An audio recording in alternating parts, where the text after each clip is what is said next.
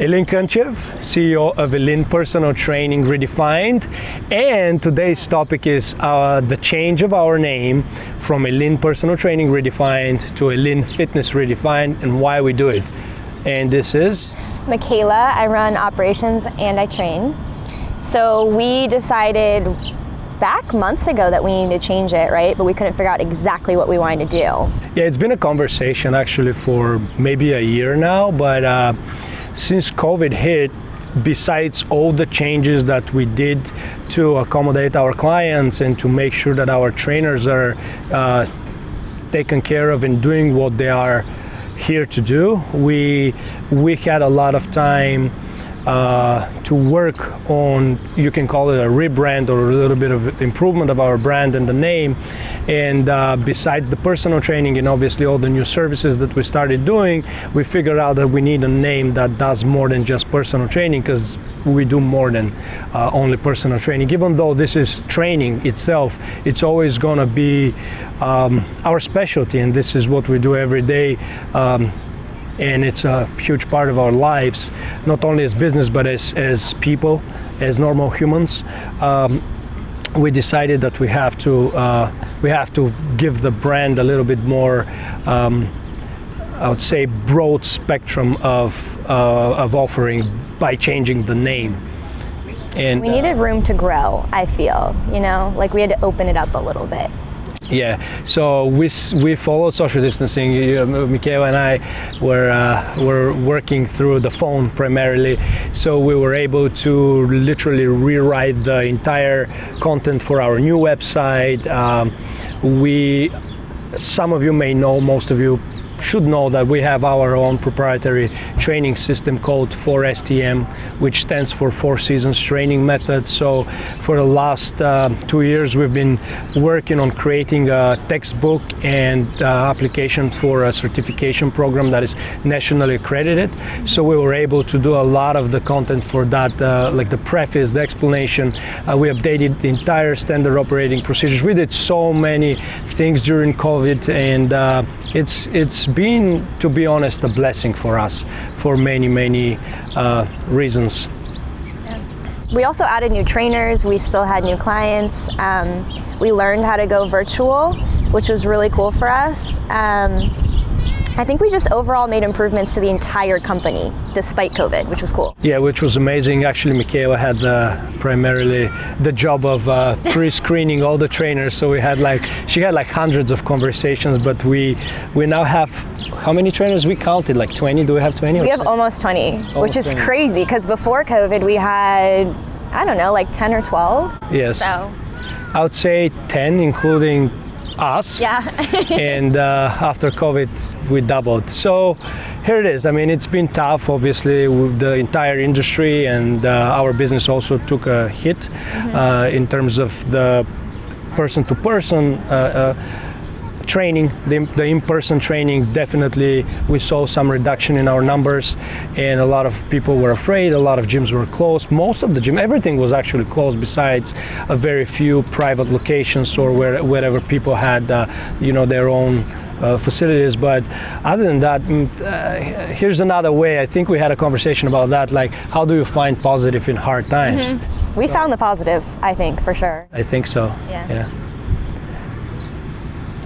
What else do you want to talk about? Like, what else did we do? We're looking into a lot of new stuff. We're looking into new clothing. We're looking into, like we said, we have a lot of new trainers in different areas. We're looking at trainers across the country, which is really cool. Actually, you want to tell what we're starting next week? Oh yeah, we also have a new initiative, which is really fun. So we're branching out into working with kids. And we are partnering with a local organization that's really well known in the community called Beauty Camps, and they work with local schools. And since all the schools have been out, all the parents are kind of taking care of their kids on their own, we thought it would be a good idea to engage with them and see how we can work with kids. So we're really excited because next week we're actually hosting kids camps that are sports geared, so we get to teach them about health. Alexandria, Arlington, and Falls Church. We're starting with 3 camps next week, which is pretty amazing. And we've always thought about how do we literally change, because training, as I've always said, is literally a natural cycle of life, a part of the natural cycle of life when it comes down to my understanding and my acceptance, of it. But we were thinking, though, how did that happen? And it usually happens with kids, so you got to start them early. Yeah, and like physical education is so lacking in this country, and it's interesting when you talk to kids how little they know about how their bodies work, but how curious they are about that as well. So we can use this time to kind of educate and empower them to be active for the rest of their lives. So we're really excited.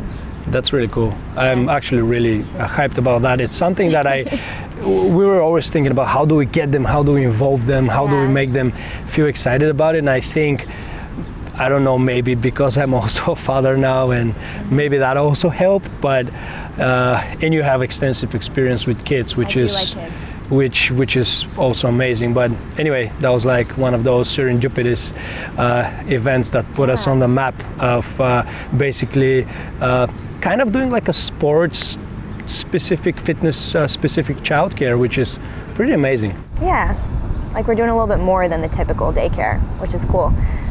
What else new? What else is new? Well, gyms are back to open, so a lot of our clients who had paused are very excited to get back into start training, which is really, really amazing. The trainers are also feeling, I would say, this kind of excitement to get back and be active more so than in the virtual training. Absolutely. Virtual is still going great. Something that we have to mention is about our military initiative. Over the years, we figured out, when we look at our numbers, and ever since we started, we figured out that the main focus of our clients, I would say, is a body composition change, and I would say 90% of our clients come to lose fat for fat loss. Okay, but we look at it's not exactly 10%, but around that. When I say specific training, whether that's sport specific or some kind of skill specific training, majority of our clients are military. So they're either going to go to the Army, Navy, Air Force, Marines, local police, or CIA, FBI, and they want us to get them ready for the physical test. And it never occurred to me that could be a niche, but recently we actually hired a trainer who's been with the Army for how many years? 15, 20, something 15. Like that. He's gonna longer than that. Longer than that. He's gonna retire soon, and we are gonna get this thing going, like special training for people who want to get into military, because obviously our track record is 100% success in getting them ready for those physical tests. So we really want to branch it to that and like kind of create a little community of people who get into the military but also want to stay in shape and learn how to do things properly. And that's actually really exciting to me. Yeah. And I think part of that too is the fact that virtual allowed us to do that without having to physically be in that state. So our new trainer is in Arizona yes. on base, and virtual training allows us to interact with him, but then also give him clients pretty much anywhere that fit into his niche. So I think virtual training almost opened up accessibility to us and to personal training. I mean, since the very beginning, we wanted to go nationwide, and we didn't really want to do it through coaching, because we think like coaching, I think coaching is great. Like it's really, really great, but I think like the peak of it is for athletes who want to compete, and I love that. But I think that my passion would be to help people excel, whether those are athletes or just normal everyday professionals that are looking forward to improve their lives already. But I think we could give more to people, and we should. Like I almost feel the responsibility to get to educate as many people as possible to get training as part of that. Athletes are, I compete obviously, and this is a passion of mine, and I could definitely help many people. We could definitely help many people get to the stage and then be better. But I don't think that with or without us, they wouldn't stop, and that wouldn't change their lifestyle. It's definitely a peak performance experience, and it's a peak performance event when you go and compete. But I think like when you don't have training is part of your life and now you incorporate it, this is a more major life-changing experience. This is how I view it, and I think it's like it will help you excel in every other aspect. It's empowering, like it truly is. I think like our clients benefit mentally, physically, spiritually, in any way you can think of. And that's awesome. Yeah. Well, it's think so about cool. it, just the two new things. So I don't want to say this because I obviously feel for everybody who suffered and lost their jobs and everything. And again, our numbers were not great during COVID either. But I believe, like in general, I feel we're we did the best out of it. Yeah, we did. We made the best out of the time we had, for sure. Yeah. Well, I guess that's for today.